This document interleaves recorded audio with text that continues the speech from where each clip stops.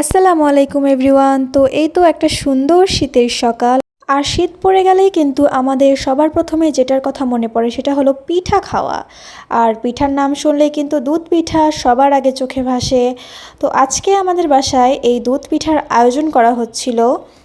এই তো পিঠা বানানোর প্রস্তুতি শুরু হয়ে গেল। চালের গুঁড়া ভালোভাবে মিশিয়ে নিয়েছে।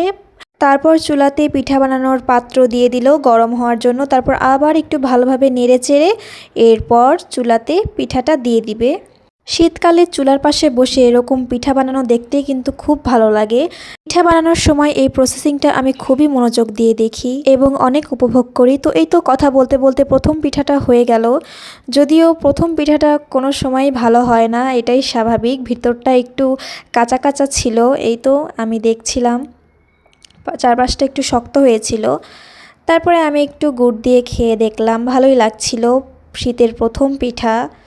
তারপরে এই তো দুধ থেকে সরটা আলাদা করে নেওয়া হয় আর সরটা আমি খেয়ে ফেলি, খুবই মজা লাগছিল, ঘন দুধের সর। তারপরে এই তো এই গুড়গুলো এখন জাল দিতে হবে। তো এই তো পানিতে তেজপাতা, দারচিনি, এলাচ আর গুড় দিয়ে ভালো মতো মিশিয়ে নিচ্ছি। যতক্ষণ পর্যন্ত না ঘন হয়ে আসতেছে আমি হালকা আঁচে ভালোভাবে নেড়েচেড়ে নেব এবং ধীরে ধীরে দেখব যে এটা ঘন হয়ে আসছে। এই তো আমার এখানে গুড় জাল দেওয়া হয়ে গিয়েছে, দেখতেই পাচ্ছেন ঘন হয়ে গিয়েছে। তারপরে এটা ডুবানোর প্রসেসিংটা আমি আর ভিডিও করতে পারিনি, ডাইরেক্ট একদম খেতে বসে গিয়েছি।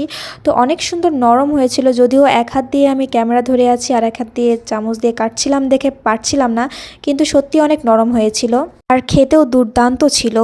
যাই হোক, আজকের মতো এতটুকুই। সবাই ভালো থাকবেন। আল্লাহ হাফেজ।